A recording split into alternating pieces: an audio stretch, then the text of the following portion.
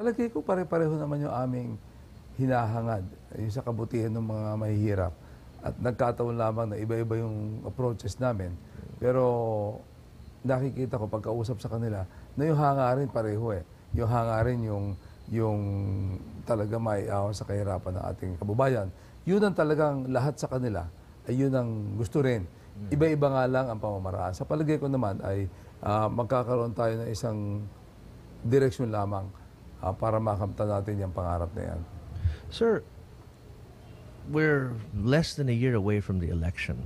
Have you given any thought as to what you might do? I know you don't think about this, but what if you don't become president? Would you have a plan for that? Sa akin naman, sanay ako sa mga ganyan. Ako, hindi ko sasabi nga nila, huwag iisipin yon.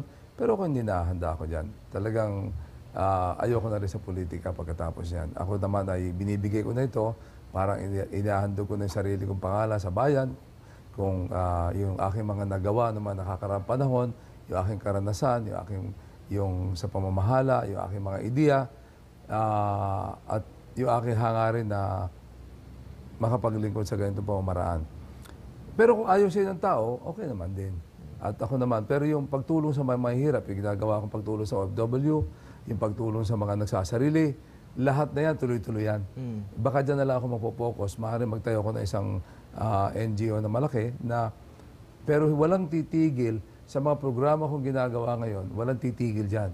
Bas lalaki pa yan dahil magiging full-time ako kung sakasakaling hindi tayo maging Pangulo. So you would retire from politics, from electoral politics? Kung ganun. Well, senador pa rin kasi ako for 3 years. I will just finish that term.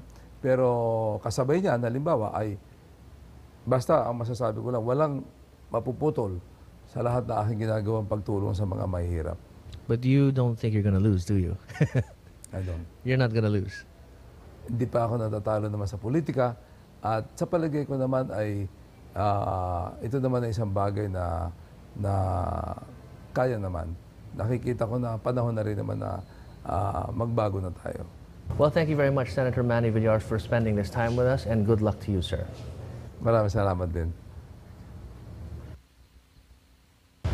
That was my interview with Senator Manny Villar, the presidential candidate.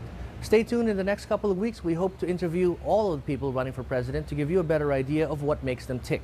That is The Big Picture tonight. The World Tonight is next.